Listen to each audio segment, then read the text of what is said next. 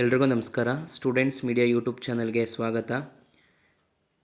PGCET counselling ಮುಖಾಂತರ ನೀವು ಯಾರ್ಯಾರಾದರೂ MCA MBA MTech ಸೀಟ್ಸ್ಗಳನ್ನ ತೊಗೋಬೇಕು ಅಂತ ಅನ್ನೋದಾದರೆ ನೀವು ಇಲ್ಲಿ ಚಾಯ್ಸ್ ಎಂಟ್ರಿ ಬಗ್ಗೆ ನೀವು ತಿಳ್ಕೊಂಡಿರಬೇಕಾಗುತ್ತೆ. ಚಾಯ್ಸ್ ಎಂಟ್ರಿ ಅಂದರೆ ಏನು, ಹಾಗೆ ಚಾಯ್ಸ್ 1, ಚಾಯ್ಸ್ 2, ಚಾಯ್ಸ್ 3, ಚಾಯ್ಸ್ 4 ಇವು ನಾಲ್ಕರ ಮೀನಿಂಗ್ ಏನು ಅನ್ನೋದನ್ನು ನೀವು ತಿಳ್ಕೊಬೇಕಾಗುತ್ತೆ once you done your option entry. So ನಿಮಗೆ ಸೀಟ್ ಅಲಾಟ್ಮೆಂಟ್ ಆದಾಗ ನೀವು ಚಾಯ್ಸ್ ಎಂಟ್ರಿ ಮಾಡಬೇಕಾಗತ್ತೆ. ಚಾಯ್ಸ್ 1, ಚಾಯ್ಸ್ 2, ಚಾಯ್ಸ್ 3, ಚಾಯ್ಸ್ 4 ಇವೆಲ್ಲ ಏನು ಇಂಡಿಕೇಟ್ ಮಾಡುತ್ತೆ, ಇವೆಲ್ಲ ಏನು ಮೀನಿಂಗ್ ಕೊಡುತ್ತೆ ಅನ್ನೋದನ್ನು ನೀವು ತಿಳ್ಕೊಂಡಿರಬೇಕಾಗತ್ತೆ. ಚಾಯ್ಸ್ ಎಂಟ್ರಿ ಮಾಡೋದು ತುಂಬ ಇಂಪಾರ್ಟೆಂಟ್ ಆಗಿರುತ್ತೆ ನೀವೇನಾದರೂ ಈ ಕೌನ್ಸಿಲಿಂಗ್ ಮುಖಾಂತರ ಸೀಟ್ಸ್ಗಳನ್ನ ತೊಗೋಬೇಕು ಅನ್ನೋದಾಗಿದ್ದರೆ. ನೋಡಿ, ಈಗ ಫಸ್ಟು ಚಾಯ್ಸ್ 1 ಬಗ್ಗೆ ತಿಳ್ಕೊಳ್ಳೋಣ. ನೋಡಿ, ಚಾಯ್ಸ್ 1 ಏನನ್ನು ಇಂಡಿಕೇಟ್ ಮಾಡುತ್ತೆ ಅನ್ನೋದಾದರೆ, ನಿಮ್ಮ ಆಪ್ಷನ್ ಲಿಸ್ಟಲ್ಲಿ ಒಂದು 10-15 ಕಾಲೇಜಸ್ನ ಹಾಕ್ಕೊಂಡಿರ್ತೀರಾ according to your ranking, category ಮತ್ತು ನಿಮ್ಮ ಫೇವ್ರೇಟ್ ಕಾಲೇಜಸ್ಸು ಏನಿರುತ್ತೆ ನೀವು ರಿಸರ್ಚ್ ಮಾಡಿರ್ತೀರ ಅಂಥ ಕಾಲೇಜಸ್ನ ಹಾಕ್ಕೊಂಡಿರ್ತೀರ. ನಿಮಗೆ ಸಿಕ್ಕಿರೋಂಥ ಕಾಲೇಜು ಸ್ಯಾಟಿಸ್ಫೈಡ್ ಇದೆ, ನಂಗೆ ಇದೇ ಕಾಲೇಜ್ ಅಡ್ಮಿಷನ್ ತೊಗೋತೀನಿ, ಫರ್ದರ್ ರೌಂಡಲ್ಲಿ ನಾನು ಪಾರ್ಟಿಸಿಪೇಟ್ ಮಾಡೋದು ಬೇಡ ಅನ್ನೋದನ್ನ ನೀವು ಡಿಸೈಡ್ ಮಾಡ್ಕೋಬೇಕಾಗುತ್ತೆ. ಹಾಗೆ ಚಾಯ್ಸ್ 1 ನೀವು ಸೆಲೆಕ್ಟ್ ಮಾಡಿದ್ಮೇಲೆ ನೀವು ಫರ್ದರ್ ರೌಂಡ್ಗಳನ್ನ ನೀವು ಪಾರ್ಟಿಸಿಪೇಟ್ ಮಾಡೋಕ್ಕಾಗಲ್ಲ. ಸೊ ಇದೊಂದು ಡಿಸಡ್ವಾಂಟೇಜ್ ಆಗಿರುತ್ತೆ. ಚಾಯ್ಸ್ 1 ನೀವು ಸೆಲೆಕ್ಟ್ ಮಾಡಿದ್ಮೇಲೆ ನೀವು KA ಇಂದ ವೆಬ್ಸೈಟಲ್ಲಿ ನೀವು ಚಲನ್ನ ನೀವು ಡೌನ್ಲೋಡ್ ಮಾಡಿಕೊಂಡು ಏನು ಪ್ರಿಸ್ಕ್ರೈಬ್ಡ್ ಫೀಸ್ ಇದೆ ಅದನ್ನ ನೀವು ಕೊಟ್ಟಿರುವಂಥ ಟೈಮಲ್ಲಿ ನೀವು ಪೇ ಮಾಡಿ ನೀವು ಆ ಕಾಲೇಜ್ಗೆ ರಿಪೋರ್ಟ್ ಆಗಬೇಕಾಗತ್ತೆ.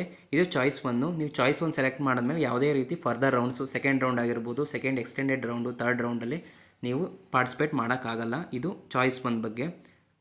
ನೋಡಿ, ಚಾಯ್ಸ್ 2 ಏನನ್ನು ಇಂಡಿಕೇಟ್ ಮಾಡುತ್ತೆ ಅನ್ನೋದಾದರೆ, ನೀವು ಸಿಕ್ಕಿರುವಂಥ ಕಾಲೇಜಸ್ಸು ನನಗೆ ಚೆನ್ನಾಗಿದೆ, ಆದರೆ ಸೇಫರ್ ಸೈಡ್ಗೆ ನಾನು ಈ ಸೀಟನ್ನು ಹೋಲ್ಡ್ ಮಾಡ್ತೀನಿ, ನಾನು ನೆಕ್ಸ್ಟ್ ರೌಂಡನ್ನು ಸಹ ಪಾರ್ಟಿಸಿಪೇಟ್ ಮಾಡ್ತೀನಿ. ನಿಮ್ಮ ಪ್ರಿಯಾರಿಟಿ ಆರ್ಡ್ರಲ್ಲಿ ಒಂದು 10 ಕಾಲೇಜಸಲ್ಲಿ ಒಂದು 4ನೇ ಕಾಲೇಜ್ ನಿಮ್ಗೆ ಅಲಾಟ್ಮೆಂಟ್ ಆಗಿರುತ್ತೆ. ಇನ್ನು ಮೇಲಿರುವಂಥ 3 ಕಾಲೇಜಸ್ಸು ಟಾಪ್ ಕಾಲೇಜಸ್ಸು ನಿಮ್ಗೆ ಇನ್ನೂ ಒಂದು ಸ್ವಲ್ಪ ಬೆಟರ್ ಆಪ್ಷನ್ ಆಗಿರ್ಬೋದು. ಆದರೆ ಈಗ ಸಿಕ್ಕಿರೋಂಥ ಕಾಲೇಜ್ ನಾನು ಹೋಲ್ಡ್ ಮಾಡೋಕ್ಕೆ ಇಷ್ಟಪಡ್ತೀನಿ. ನೆಕ್ಸ್ಟು ಸಿಗುವಂಥ ಮೇಲ್ 3 ಕಾಲೇಜಸ್ ಇರುತ್ತಲ್ಲ, ಅವು ಯಾವಾದರೂ ನಿಮ್ಗೆ ಸಿಗ್ಬೋದು.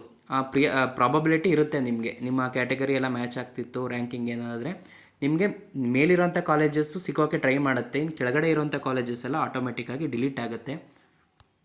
ಇಲ್ಲೂ ಸಹ ನೀವು ಚಾಯ್ಸ್ 2 ಸೆಲೆಕ್ಟ್ ಮಾಡಿದ್ರೆ ನೀವು KA ಫೀಸ್ನ ಪೇ ಮಾಡಬೇಕಾಗತ್ತೆ. ನೀವು ಚಲನ್ ಡೌನ್ಲೋಡ್ ಮಾಡಿಕೊಂಡು KA ಫೀಸ್ನ ನೀವು ಪೇ ಮಾಡಬೇಕಾಗತ್ತೆ.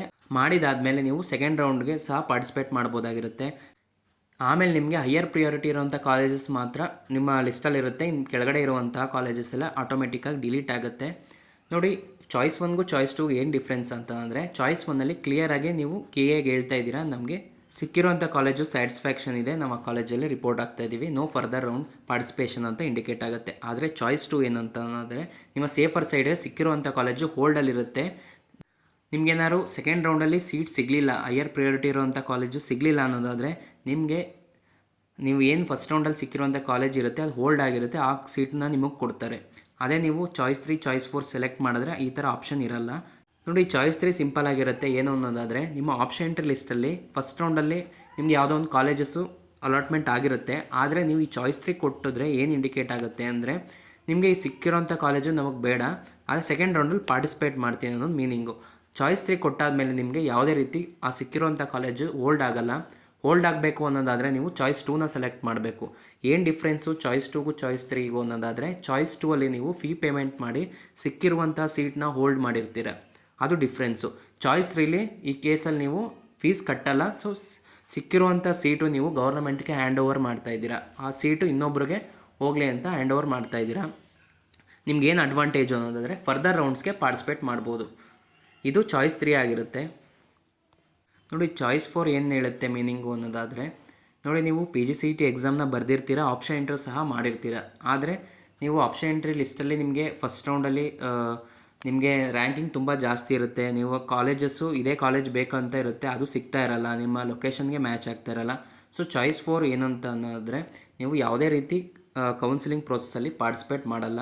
ಫಸ್ಟ್ ರೌಂಡಲ್ಲೇ ನಾನು ಎಕ್ಸಿಟ್ನ ತೊಗೋತಾ ಇದ್ದೀನಿ, ಇನ್ನು ಫರ್ದರ್ ರೌಂಡ್ಸಲ್ಲಿ ನಾನು ಯಾವುದೇ ರೀತಿ ಪಾರ್ಟಿಸಿಪೇಟ್ ಮಾಡಲ್ಲ, KA ಮುಖಾಂತರ ನಾನು ಯಾವುದೇ ಸೀಟನ್ನು ತೊಗೊಳ್ಳಲ್ಲ ಅಂತ ಕ್ಲಿಯರಾಗಿ ನೀವು ಹೇಳ್ದ ಹಾಗೆ ಅರ್ಥ ಇದು. ಒನ್ಸ್ ನೀವು ಚಾಯ್ಸ್ 4 ಸೆಲೆಕ್ಟ್ ಮಾಡಿತ್ತು ಅನ್ನೋದಾದರೆ ನೀವು ಯಾವುದೇ ರೀತಿ ಫರ್ದರ್ ರೌಂಡ್ಸಲ್ಲಿ ಪಾರ್ಟಿಸಿಪೇಟ್ ಮಾಡೋಕ್ಕಾಗಲ್ಲ. ಲೈಕ್ ಚಾಯ್ಸ್ 2, ಚಾಯ್ಸ್ 3ಲಿ ಚಾಯ್ಸ್ 3ಲಿ ಅಟ್ಲೀಸ್ಟ್ ನೀವು ಸೆಕೆಂಡ್ ರೌಂಡು, ಫೈನಲ್ ರೌಂಡಲ್ಲಾದ್ರು ಪಾರ್ಟಿಸಿಪೇಟ್ ಮಾಡ್ಬೋದು. ಚಾಯ್ಸ್ 1 ಸೆಲೆಕ್ಟ್ ಆಗಿತ್ತು ಅನ್ನೋದಾದರೆ ನೀವು ಅದೇ ಕಾಲೇಜ್ಗೆ ಅಡ್ಮಿಷನ್ ಆಗ್ತೀರಾ.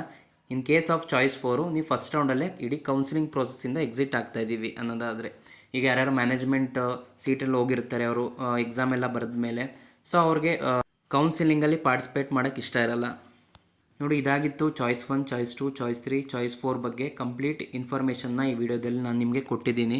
ನಿಮಗೇನಾದರೂ ಡೌಟ್ ಇತ್ತು ಅನ್ನೋದಾದರೆ ನನಗೆ ಕಮೆಂಟ್ ಮಾಡಿ. ನಿಮ್ಗೆ ಏನೇ ಸಹ ಡೌಟ್ ಇತ್ತು ಅಂತಂದರೆ ನಾನು ಅಲ್ಲಿ ನಿಮಗೆ ರಿಪ್ಲೈ ಮಾಡ್ತೀನಿ.